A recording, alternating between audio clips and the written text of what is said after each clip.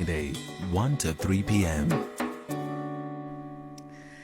Okay, we are catching up with Nombuso Ndlovu now, who's an industrial relations consultant at Strata-g Labor Solutions. And there's a draft code of good practice on dismissal that is out there for your commentary, and it's set to provide guidance to employers and employees, as well as trade unions and any other persons applying it under the Labor Relations Act. And it is out there. It's published now for your participation and input. And so we're going to try and get a better understanding as to what this all means. And of course, how does this new draft compare to the current existing labor laws? How are you doing this afternoon, Nombuso? I'm very well, thank you, Bridget. Thank you so much for the time. Much appreciated. Maybe let's start by, if you could perhaps explain to us the purpose of the draft code of good practice on dismissal, and how much does it vary or differ from existing labor laws? Okay.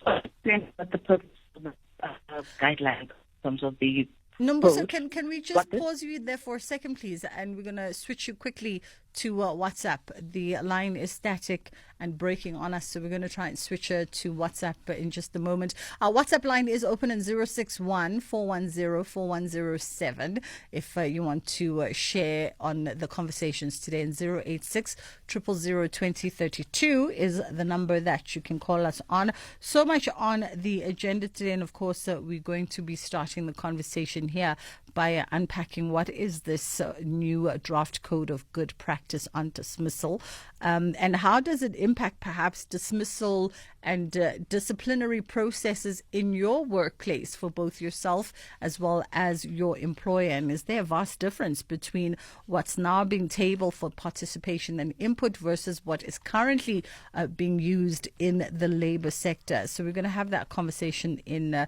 just a moment, as soon as we manage to switch those lines with Nombuso.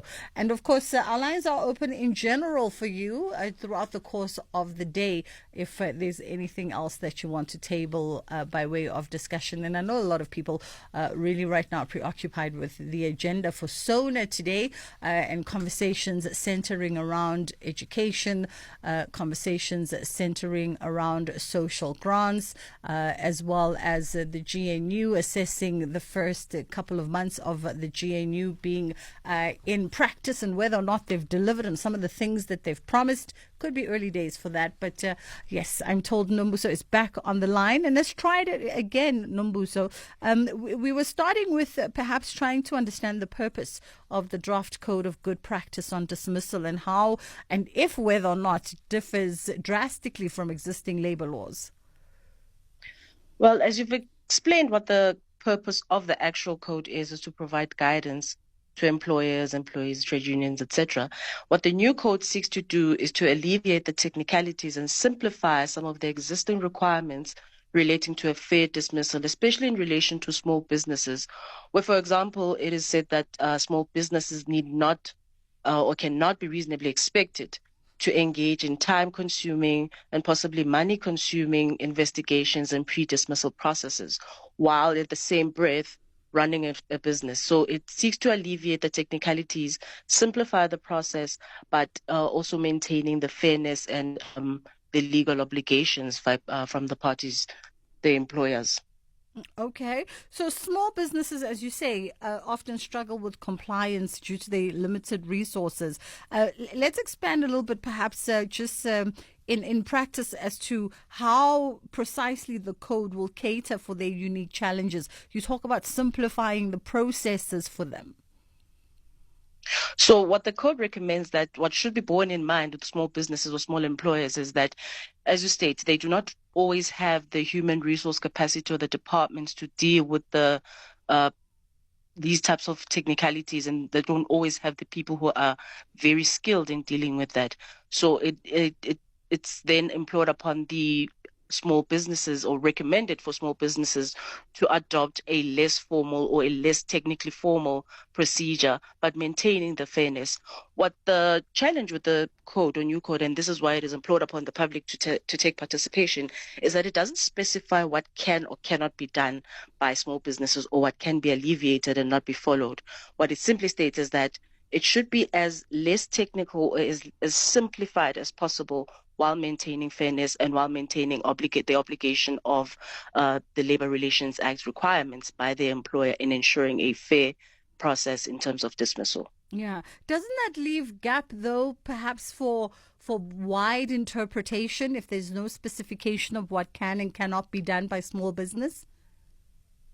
And that is why it is implored upon the public to take part, to make their submissions. We have been provided with 60 days to do so. So as the public, the purpose of this is for the Department of Employment and Labor to review what can be done, what can be considered to be reasonably accommodated for a smaller employer, making sure that he or she is still being fair, still following the guidelines of the Labor Relations Act, the legal obligations of that, while minimizing time-consuming processes or time-consuming investigations or time-consuming or possibly even cost-consuming processes or the application of that. Mm. So that is the slight shortcoming, if I may, of the new code, in that it doesn't specifically outline what can be done, but what it provides is that small businesses should be able to, or should rather adopt less formal processes and as quickly or as fairly as possible Mm. effect those dismissals. Then I wonder, Nombuso, but wouldn't it have been proactive for the department to consult the various stakeholders in the labor sector and already come up with some kind of draft plan versus just leaving it open and hoping that, in the 60 days, it will correlate the data that will inform the specification of these steps? Surely, as a department, they have some kind of understanding as what would streamline the processes, but while still keeping them fair, while still keeping them just and beneficial for both employer and employee in a small business setting. You make a fair point, but what also needs to be taken into consideration is that the code also states that the circumstances of the small business need to be taken into consideration. So it would be very difficult for the Department of Employment and Labor to possibly engage each and every or small stakeholders or small businesses to say, what are your needs? What are your needs? What are your needs? So what the code provides is that also, in addition to simplifying and adopting less formal processes, the business or the small business needs or the circumstances of the small business need to be taken into consideration. Okay. And then by way of misconduct and incapacity, there we go, related dismissals. I swear English these days has just been deving me, as the young kids say. What steps are sort of